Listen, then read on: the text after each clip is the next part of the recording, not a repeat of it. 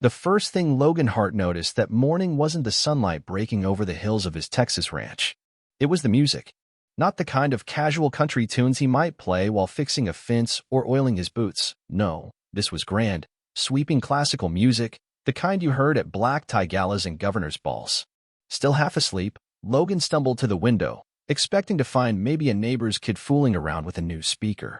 Instead, he saw a full-scale wedding sprawling across his private land. Rows upon rows of spotless white chairs blanketed his neatly mowed pasture. A massive floral arch, heavy with orchids and roses, arched over a satin-lined aisle. Chefs in crisp white uniforms busied themselves at elaborate catering stations near his barn. A string quartet played near the old oak tree by the pond, their notes floating eerily across land that Logan's family had owned for generations. At the center of the madness, wearing a flowy pastel dress and an expression of regal authority, stood Karen Prescott, president of the Willowbend Estates Homeowners Association, a woman so obsessed with control that locals often joked she'd ticket a cloud if it drifted over without permission. Logan's jaw clenched. The nerve. The sheer, blistering audacity. He yanked on his boots, stormed out the front door, and stomped toward the chaos, gravel crunching underfoot. His heart thundered in his chest, not with confusion anymore, but with a rising, unstoppable fury. Surely, this had to be some mistake. Surely, some incompetent wedding planner had gotten the wrong address. But when Logan saw the massive, shimmering banner strung across his fence, "Welcome to the wedding of Isabella and Mason," two names he had never heard before, he realized the horrifying truth. This wasn't a mistake. It was a hijacking. Karen spotted him approaching and beamed, waving a clipboard like she was the Queen of England blessing a subject. "Oh, Logan. Good morning," she chirped, her voice sticky sweet. "Isn't it just marvelous? The community's going to love this." Logan didn't stop walking until he stood toe-to-toe with her. "What the hell is this?" he demanded. Karen laughed, a light, tinkling sound that somehow made him want to punch the nearest folding chair. "Oh, don't be so dramatic," she said breezily. "It's just a little wedding. We needed the perfect outdoor space, and honestly, your property was the best option." Logan's fists balled at his sides. "My property," he said, each word slicing through the warm morning air like a bullet. "Not yours." Karen rolled her eyes as if he were a moody teenager instead of a rancher who had bled sweat into this land for a decade. "Technicalities," she huffed. "You live here. You're part of the community. You should feel honored. Besides, we tried reaching you, but you didn't answer your phone." "Because you never called," Logan growled. Karen waved her hand dismissively, as if his ownership of the land was merely an inconvenience to her plans. Meanwhile, guests were beginning to arrive, parking limousines, SUVs, and catering trucks right across Logan's driveway, blocking his only exit. The bride, Isabella, floated toward him in a cloud of expensive white lace, her face radiant with excitement. "Oh, you must be Logan," she gushed. "Thank you so much for letting us use your beautiful land." Logan stared at her, dead-eyed. "I didn't let you do anything." The groom, a smug-looking man with teeth so white they could blind satellites, clapped Logan on the back. "Come on, man, no harm done. It's just one day. Besides, we paid a hefty fee to the HOA. Logan's vision tunneled. They had paid Karen, for his land. As Logan's rage simmered to a boil, Karen flipped through her clipboard with an air of supreme self-satisfaction. "Oh, and by the way," she added sweetly, "the catering trucks couldn't fit up front, so we had them use your driveway. Hope that's not a problem." Logan turned to see a half-dozen vehicles crammed onto his gravel road, cutting him off completely. His hands trembled, not with fear, but with the dangerous, trembling restraint of a man seconds away from losing his last shred of patience. He leaned close to Karen, his voice low and lethal. "Move. It. All. Now." Karen blinked, then let out an airy laugh. "Logan, don't be unreasonable. Just go inside, relax. It'll all be over soon." That's when Logan made his decision. If Karen wanted to treat his ranch like her own playground, she was about to find out what living on a real Texas ranch actually meant. He pulled out his phone and dialed one number. His ranch hand picked up immediately. "Boss." Logan's lips twisted into a grim smile. "Open the back gates. Let him out." There was a short pause. All of him. Logan's eyes swept across the pristine wedding setup. The white chairs. The string quartet. The champagne towers. He watched Karen, still basking in the glow of imaginary power, and felt a dangerous satisfaction curl inside him. Every last one. The first sign that something had gone terribly, catastrophically wrong wasn't the low rumble. It wasn't even the sudden terrified gasps from the catering staff. It was the thundering stampede of hooves pounding against the hard-packed earth, shaking champagne glasses off tables and rattling the delicate ivory chairs lined up for the ceremony. Logan leaned lazily against the buffet table, plucking a shrimp skewer from a silver tray, and watched the chaos unfold with the calm of a man who had seen it coming a mile away. From the open gate behind the barn, they came. Dozens of cows, snorting, bellowing, their heavy bodies hurtling joyfully toward the wedding setup like kids let loose on the last day of school. And leading them, charging like a furry tank, was a muscular black bull with a bad attitude and an even worse sense of direction, Big Hank. One of the caterers screamed. Another dropped a tray of lobster canapes and bolted for the pond. Logan popped a shrimp into his mouth, chewing thoughtfully. "Showtime," he muttered. The cows didn't merely wander into the ceremony, they obliterated it. Chairs toppled like dominoes. Delicate floral arrangements were reduced to colorful explosions under heavy hoofs. The pristine white aisle runner was now a tangled, muddy mesh trailing hay and hoof prints. Karen's shrill voice rose above the bedlam. She sprinted toward the wreckage, waving her clipboard like a shield. "No. Stop them. Someone do something." But it was too late. Big Hank had spotted the 8-tier wedding cake, a towering masterpiece of fondant, sugar roses, and delicate piping, and decided it looked suspiciously like a challenger to his dominance. With one mighty swing of his horned head, Hank launched the cake sideways into the buffet. Frosting exploded like a grenade. Guests shrieked as pink and white splatters rained down, covering their designer dresses and rented tuxedos. The bride, Isabella, let out a wail so anguished it could have cracked glass. "My cake," she cried, clutching the folds of her dress as she stumbled backward into a flower bed now occupied by 2 curious cows nibbling at roses. Meanwhile, Mason, the smug groom, tried in vain to herd a group of goats that had joined the festivities, chewing merrily on the hem of a bridesmaid's dress. But the real showstopper hadn't even entered yet. Captain Waddles, Logan's prize goose and personal chaos machine, strutted out from behind the barn with the arrogance of a seasoned general surveying a battlefield.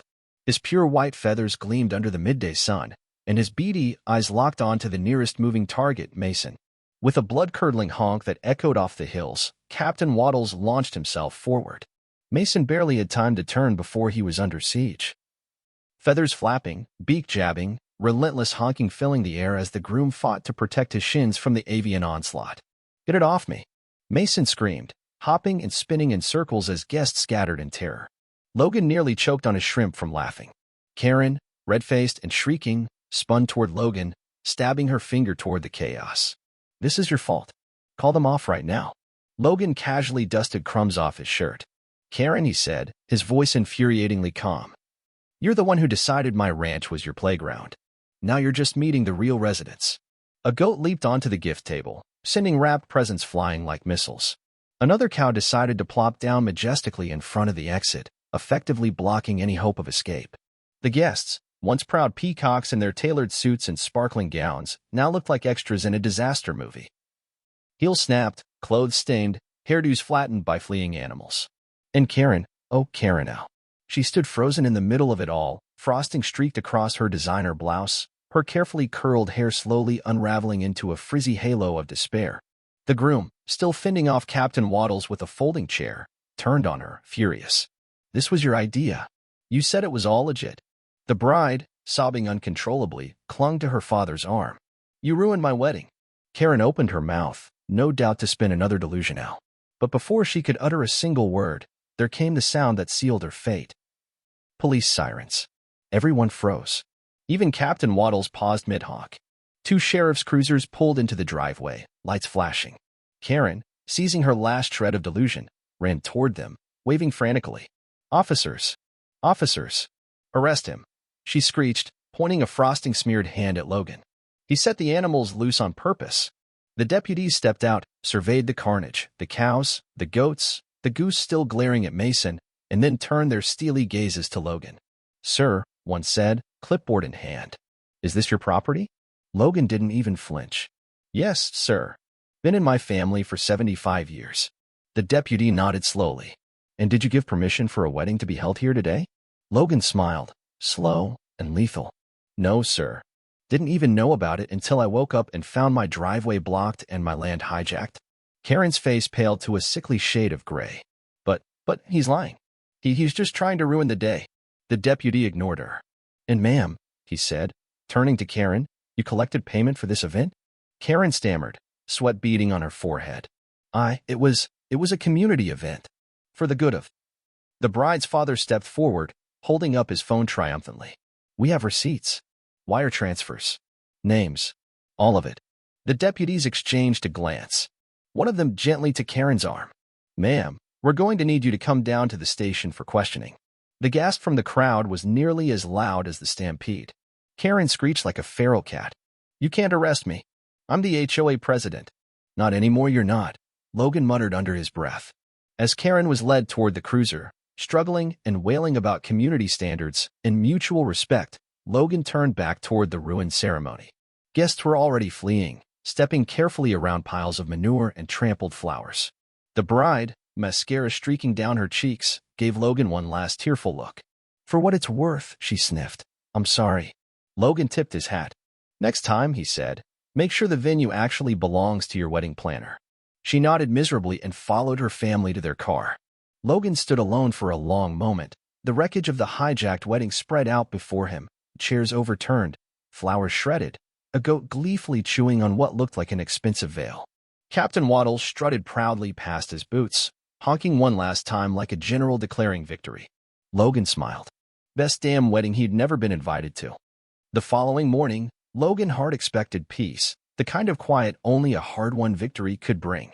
But peace, it seemed, was not something Karen Prescott would surrender so easily.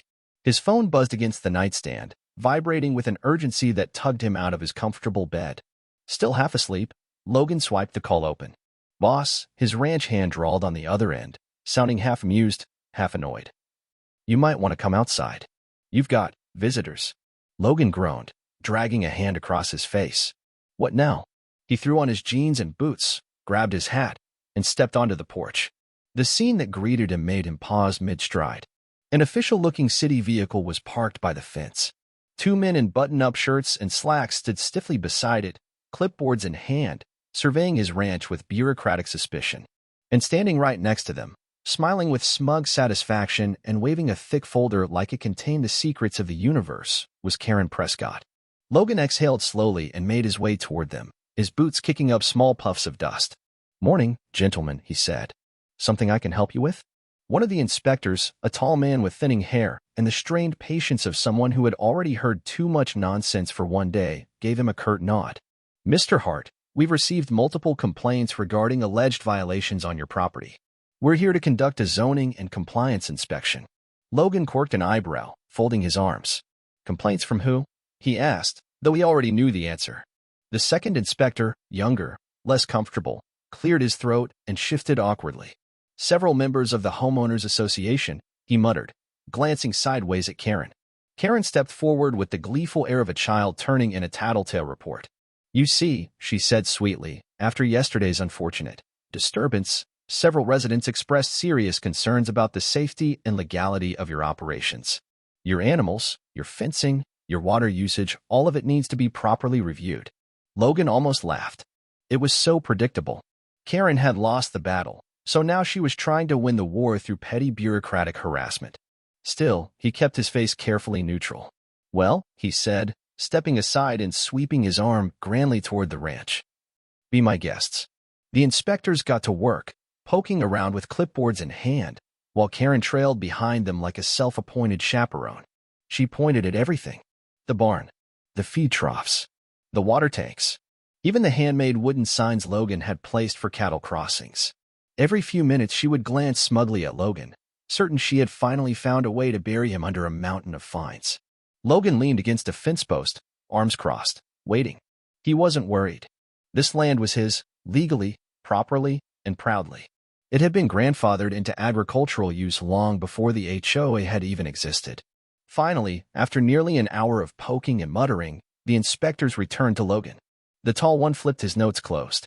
Well, Mr. Hart, he said, everything appears to be fully compliant. Agricultural zoning is properly maintained. Fencing is within regulations. Livestock health standards are excellent. No violations to report. Karen's face twitched, the triumphant smile crumbling into a twitching grimace. But what about the noise? The smell? The dangerous animals, she spluttered. The younger inspector gave her a polite but firm smile. Ma'am, farm animals on a farm are not a violation. And unless Mr. Hart's goose starts carrying a firearm, there's no legal issue here. Logan bit back a laugh. The inspectors packed up their clipboards, offered Logan a respectful nod, and drove off, leaving Karen standing in the dust, fist clenched so tightly that her knuckles turned white. She rounded on him, seething. You think this is over? She hissed, her voice low and dangerous. Logan tilted his head, calm as a lazy river. I was hoping it was. Karen took a trembling step closer, her face twisted in rage. You humiliated me. You ruined everything. Do you have any idea how much that wedding cost? How much influence we lost because of you? Logan's eyes narrowed. Maybe you should have thought about that before trespassing on my land and lying to everyone. For a moment, just a heartbeat, Logan saw something flicker in her eyes, fear. Real fear. The kind that came from realizing she wasn't untouchable anymore. But it didn't last. Karen's face hardened into a mask of hatred. You'll regret this, she spat. I'll find a way to make you pay. Logan's patience finally snapped. The only reason you're not in jail right now, he said, his voice sharp as a whip, is because I decided to be merciful. One call to the county prosecutor, and you'll be facing charges for trespassing, fraud, and misappropriation of funds. Karen flinched. Go home, Logan said coldly, while you still have one. For the first time since he had known her, Karen Prescott, the self-declared queen of the Willowbend HOA, actually backed away. Without another word, she stormed to her Lexus, slammed the door, and peeled off down the dirt road, a cloud of dust trailing behind her like a wounded animal's retreat. Logan stood watching until she disappeared over the horizon, then he let out a long, slow breath. He knew it wasn't over. Not yet. Not with someone like Karen. But the cracks were showing, and cracks only ever spread. As he turned to head back toward the porch, his phone buzzed again. This time it was a text from one of the HOA board members. Emergency HOA meeting tonight. Karen's losing control. Thought you'd want to know. Logan smirked. Oh, he wanted to know all right. Tonight was going to be the end of her reign, and he wasn't about to miss it. That evening, Logan Hart stood at the edge of the Willowbend clubhouse, arms crossed over his chest, watching as the community's carefully constructed facade crumbled from the inside out. The place, usually reserved for cookie-cutter HOA meetings about mailbox colors and lawn lengths, now buzzed with something far more dangerous, mutiny.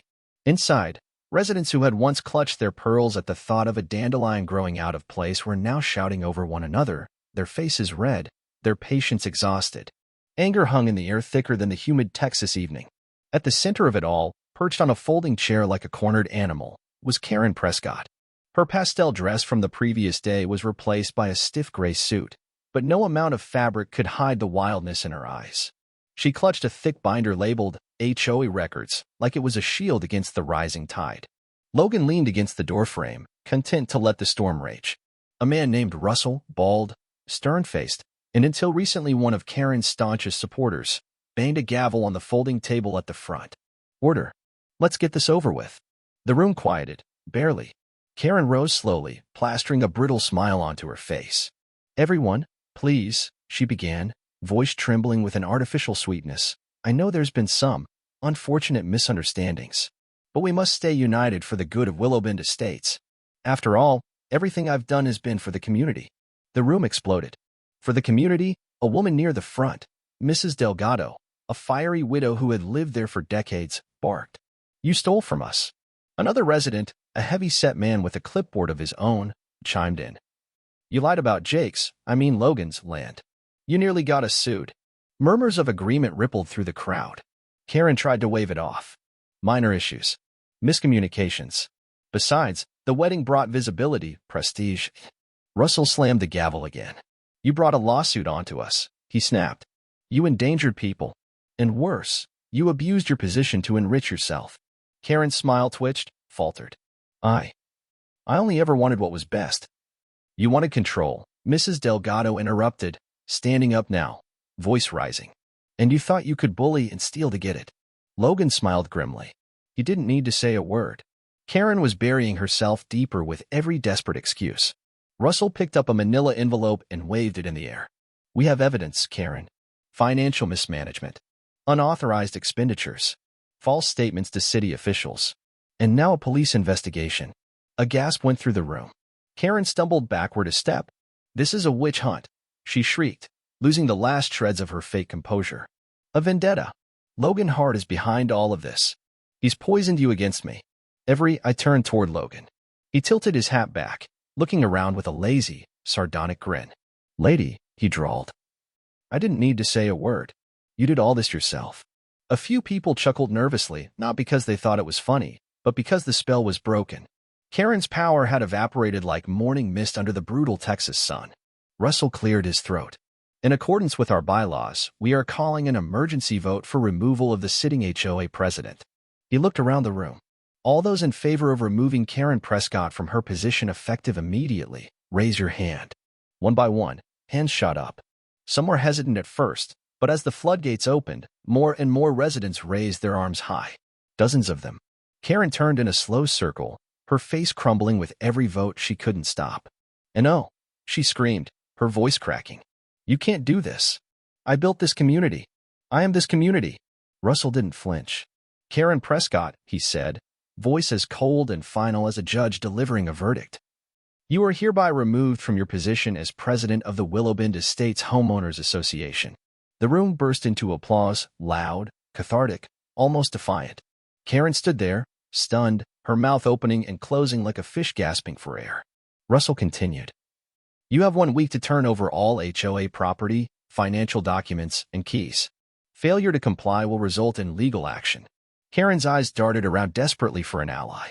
But even her inner circle, the ones who once parroted her every command, looked away, refusing to meet her gaze. She was utterly, spectacularly alone. Logan tipped his hat in her direction, a slow, mocking salute. Without another word, Karen shoved past the crowd, her heels clicking sharply against the linoleum floor as she fled the room. The door slammed behind her with a final, satisfying bang. A heavy silence followed. Then, Mrs. Delgado stood and said loudly, "Well, I say we celebrate." A ripple of laughter spread through the room. Someone cracked open a bottle of wine from the back counter, left over from a long-forgotten HOA event, and cups were passed around. Russell turned to Logan, smiling for the first time in what must have been years. "Logan," he said, "we owe you." Logan shrugged. "Don't thank me. Thank Big Hank. And Captain Waddles." Russell chuckled. "We'll put up a statue." As the residents toasted their newfound freedom and plotted how to rebuild their neighborhood into something that wasn't a petty dictatorship, Logan slipped outside. The stars were starting to prick the sky, and a soft breeze stirred the tall grass along the edges of his land. He took a deep breath of clean Texas air and smiled. For the first time in a long, long while, the Willowbend community might actually live up to its name. Flexible, strong, and, at last, free. A few days later, Logan Hart was back to his usual rhythm, mending fences, feeding livestock, and occasionally chuckling to himself whenever he passed the battered patch of pasture where a goat had once led a full-blown rebellion against formal wear. Peace, at last, had returned to the ranch. Or so he thought. Late one afternoon, just as the sun dipped low enough to cast the fields in molten gold, Logan spotted a figure lingering at the gate. He squinted against the light. It was her. Isabella, the bride from the ruined wedding, standing awkwardly with a small satchel clutched in both hands. Logan wiped his hands on his jeans and made his way over, curiosity burning slow and steady in his chest. As he approached, Isabella offered a sheepish smile. "Hey," she said. "Hope I'm not intruding." Logan tilted his hat back. "What can I do for you?" Isabella shifted her weight from foot to foot, clearly uncomfortable. I wanted to say thank you," she said, surprising him. "And I'm sorry about all of it." Logan raised an eyebrow but said nothing, letting her continue. "I didn't know," she rushed on, voice thick with guilt. "I swear I didn't. Karen told us everything was arranged, that you'd agreed, that the HOA had permission. If I had known, Logan held up a hand, stopping her. "I know," he said simply. "You were lied to." She exhaled, shoulders sagging with relief. "My father's, well, he's furious," she added. "He's already filed a lawsuit against Karen personally. Not the HOA. Just her." A wry smile tugged at Logan's mouth. "Smart man." Isabella nodded, then dug into her satchel and pulled out a white envelope. "This is for you," she said, extending it toward him. "For the damages. The mess we caused. It's not nearly enough, but it's what we could manage right now." Logan hesitated. Part of him wanted to refuse out of stubborn principle. After all, No amount of money could fix the chaos he had endured. But another part of him, the practical, boots-on-the-ground rancher, knew that the trampled fences, ruined lawn, and broken water lines would cost time and money to repair. He accepted the envelope with a nod. Appreciated. Isabella offered a small, genuine smile. For what it's worth, she said, her voice softer now. You taught a lot of people a lesson we needed to learn. About respect. About arrogance. Logan shrugged, casting a glance out over his fields where Big Hank grazed peacefully and Captain Waddles preened like he ruled an empire. Sometimes, Logan said, folks need to get a little dirt on their boots before they remember what real ground feels like. Isabella nodded again, blinking rapidly. Goodbye, Mr. Hart, she said. And good luck. Though something tells me you don't need it. She turned and walked back to her car, leaving Logan standing by the fence with the envelope heavy in his hand and the faintest trace of a grin on his lips. He watched her drive away until her taillights disappeared around the bend. Opening the envelope, he found a cashier's check inside, enough to cover the repairs and maybe a little extra for a few new projects he'd been putting off. Logan chuckled under his breath. Maybe he'd build a proper reinforced animal gate next, just in case the HOA, or whatever rose from its ashes, ever got another bright idea. As he tucked the envelope into his back pocket, a familiar, triumphant honk split the evening air. Captain Waddles waddled proudly across the yard, wings spread wide, as if leading an invisible parade. Logan knelt down and patted the old goose on the back. Good work, soldier, he murmured. The sun dipped lower, painting the fields and hills in fiery hues. The cattle lowed softly in the distance. A cool breeze stirred the tall grasses. And for the first time in a long time, Logan Hart stood in the heart of his land, feeling utterly, gloriously free. No HOA, no banners, no stolen weddings. Just Texas dirt under his boots, and the knowledge that when it came down to it, no one could ever take what was his again. Not without a fight. And maybe a goose or two.